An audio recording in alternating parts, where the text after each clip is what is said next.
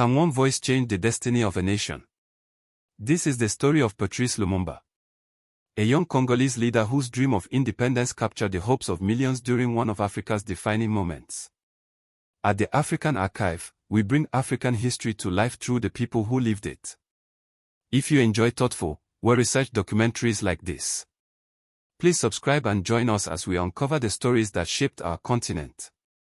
But before Patrice Lumumba became the first Prime Minister of an independent Congo, he was an ordinary man living in an extraordinary time. And that is where our story begins. Chapter 1: Before Independence. Long before crowds filled the streets to celebrate independence, the Congo moved to the rhythm of its rivers. Before sunrise, fishermen pushed their wooden canoes onto quiet waters. Farmers walked narrow paths to their fields, carrying hoes over their shoulders as the morning mist slowly lifted from the forest. In busy markets, women arranged baskets of cassava, plantains, and smoked fish, while traders greeted customers arriving from nearby villages. Life was rich with community. Families gathered at the end of each day to share meals and stories. Children played beneath towering trees before returning home as evening settled across the villages. The mighty Congo River carried people and goods across vast distances, linking communities long before roads reached them. The land was among the richest in the world. Its forests, rivers, and soil held enormous wealth. Copper, cobalt, gold, diamonds, rubber, and timber drew the attention of powerful nations far beyond Africa. Much of that wealth left the Congo, while many of the people who lived there saw little of its benefits. By the early 20th century, the Congo had become a Belgian colony. Belgian rule brought railways, ports, and new towns. But it also created a system in which political power remained almost entirely in European hands. Many Congolese worked in mines, on plantations, or in government service under strict colonial authority. Access to higher education and senior positions in government was extremely limited for the vast majority of the African population. Even so, ordinary life continued. Church bells rang on Sunday mornings. School children copied lessons onto small chalkboards in mission classrooms. Riverboats arrived carrying mail, supplies, and travelers from distant provinces. Musicians filled evening gatherings with song, while families celebrated births, weddings, and harvests just as generations before them had done.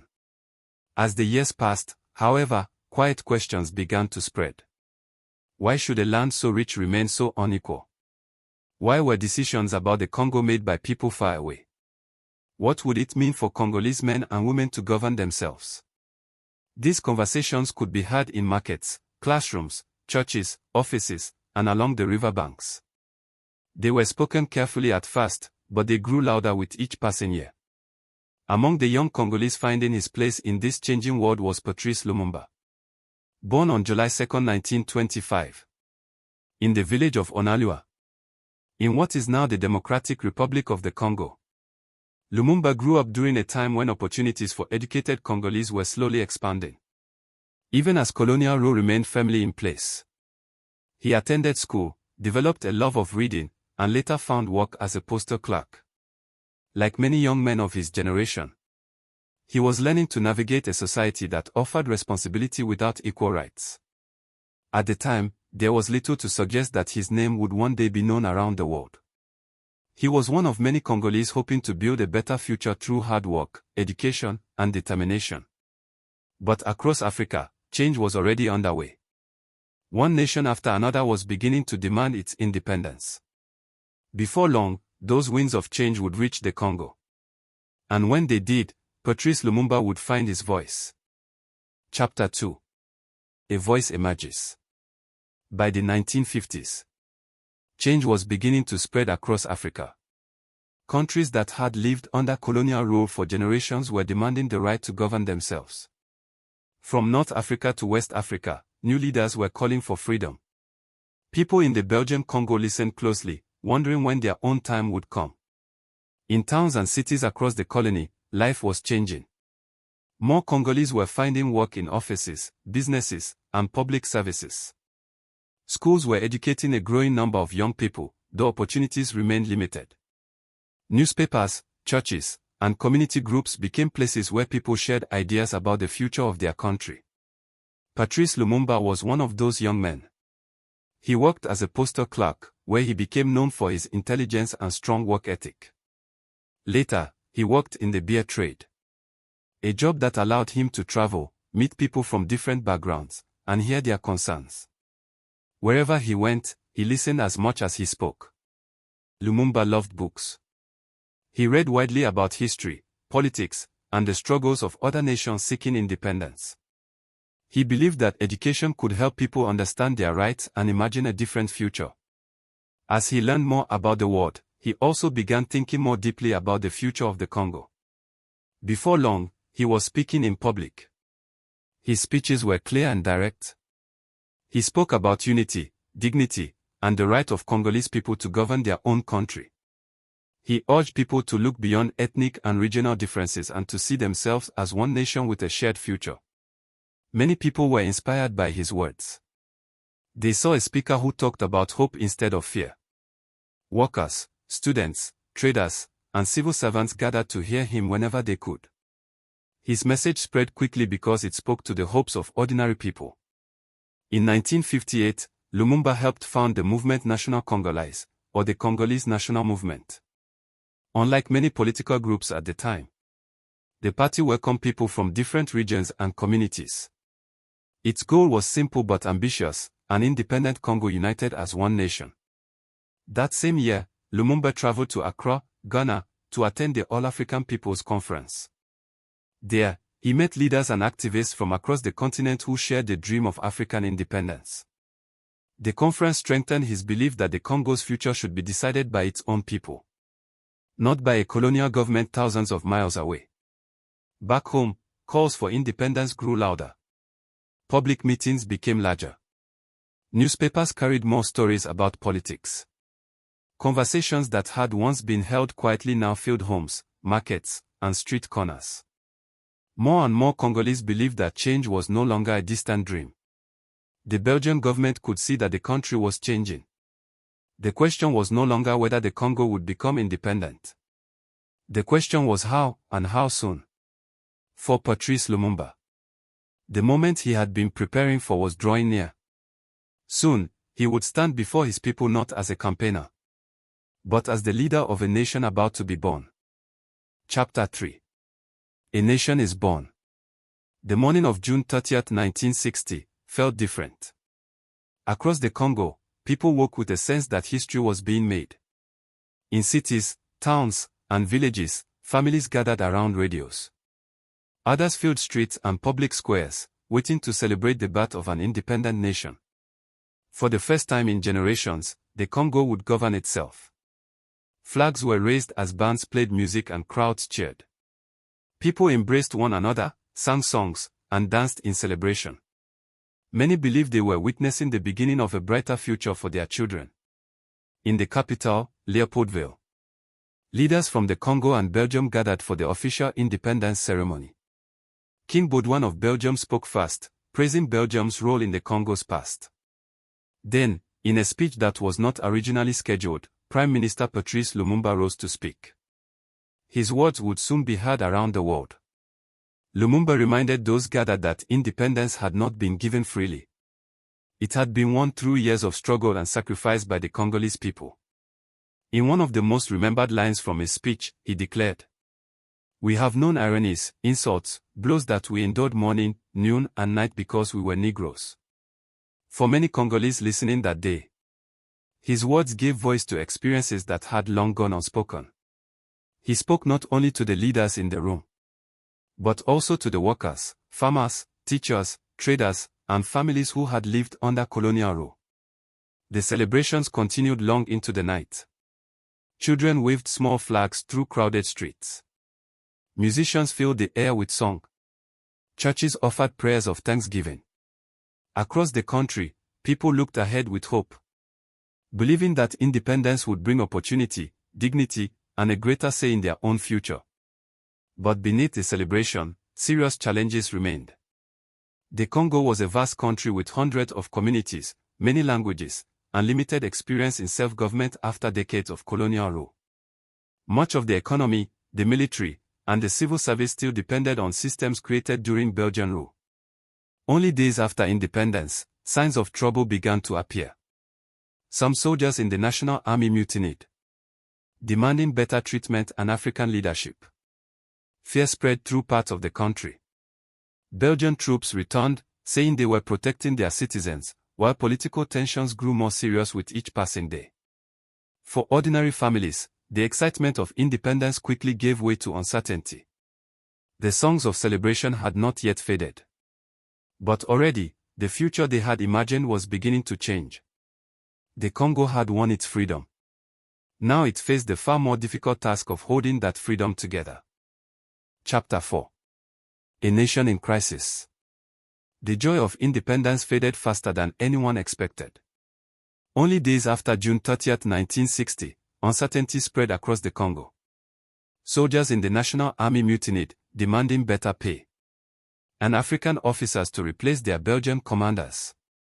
In many towns, fear replaced celebration as families stayed close to home, unsure of what would happen next. The young nation was struggling to find its footing. Belgian troops returned to part of the Congo, saying they were there to protect Belgian citizens. At the same time, the mineral-rich province of Katanga declared that it was breaking away from the rest of the country under the leadership of Moise Tshombe. The Congo, only days old as an independent nation, was already beginning to break apart. For ordinary people, the crisis was deeply unsettling. Trains stopped running on some routes. Shops closed their doors. Parents worried about their children, while workers wondered if they would still have jobs. Rumors spread quickly, and reliable information became harder to find. Many people who had celebrated independence only weeks before now feared for the future. Prime Minister Patrice Lumumba believed that the Congo had to remain united. He appealed to the United Nations for help in restoring order and protecting the country's independence. A United Nations peacekeeping mission arrived.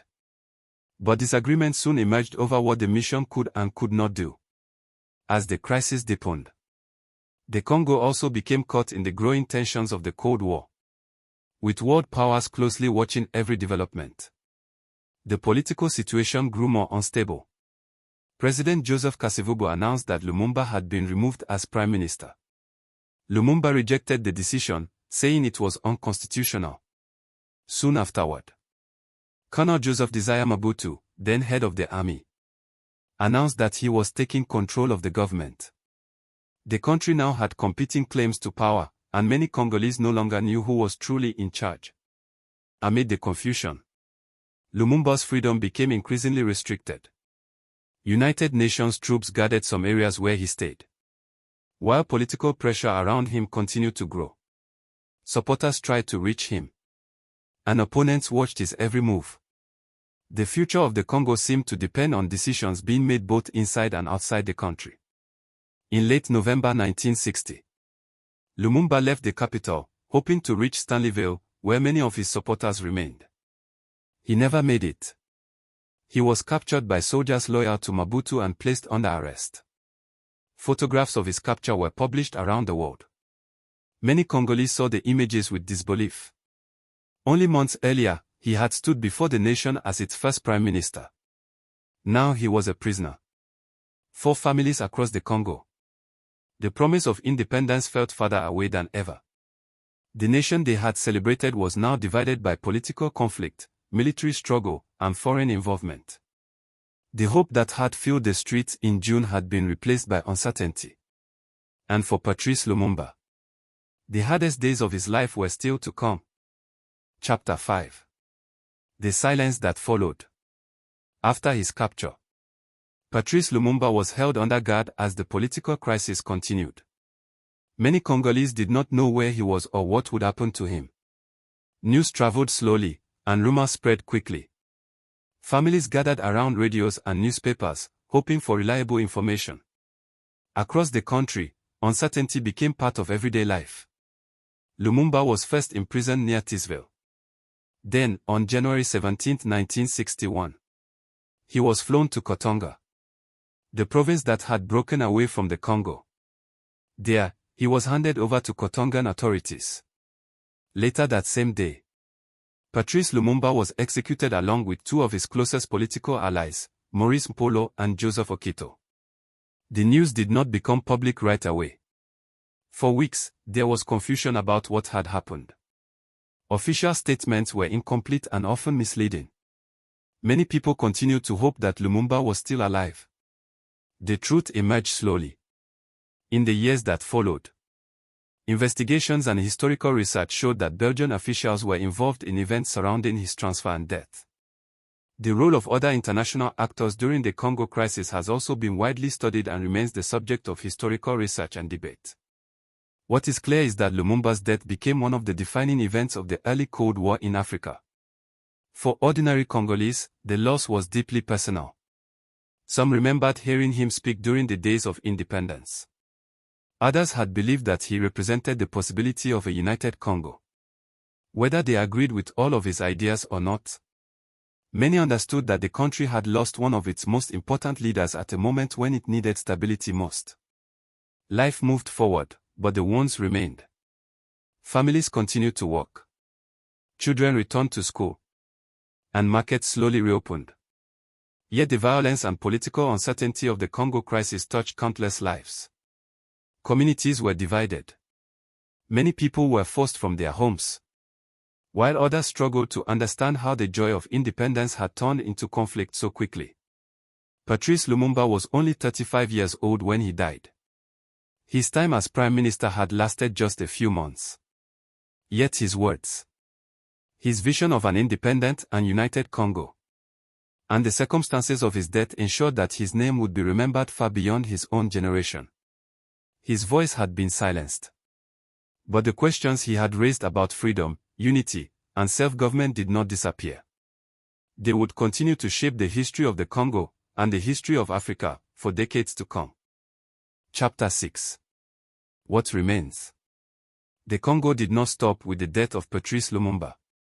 The Congo River continued its journey across the country. Farmers returned to their fields. Traders reopened their stores. Children walked to school. Life moved forward, even as many families carried the memories of a nation that had lost one of its first leaders. Independence had brought hope. But it had also brought painful lessons. Many Congolese had dreamed that freedom would quickly bring peace, stability, and opportunity. Instead, the country faced years of political conflict, violence, and uncertainty.